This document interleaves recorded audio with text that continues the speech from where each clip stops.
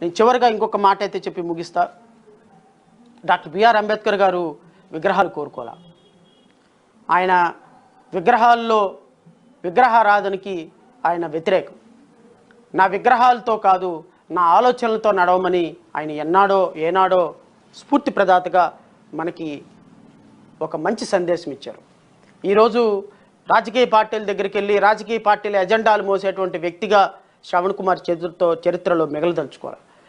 రాజ్యాంగ స్ఫూర్తితోటి, బాబాసాహెబ్ అంబేద్కర్ స్ఫూర్తితోటి నేను చాలా సందర్భాల్లో నేను మీతో పంచుకున్నా.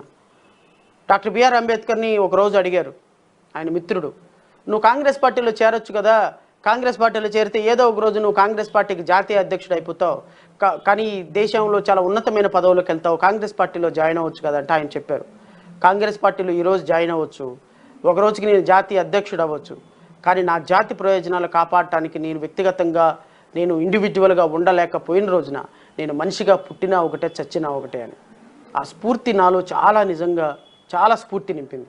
ప్రాబబ్లీ నేను ఓడిపోవచ్చు, నాకు ఆర్థిక వనరులు లేకపోవచ్చు, లేదా నా వెనక 1,00,000 మంది లేకపోవచ్చు, లేకపోతే నేను ఏదైనా పిలుపునిస్తే ఒక 10,000 మంది రాకపోవచ్చు. కానీ ఎప్పటికీ ఇలాగే ఉండిపోదు కాలం.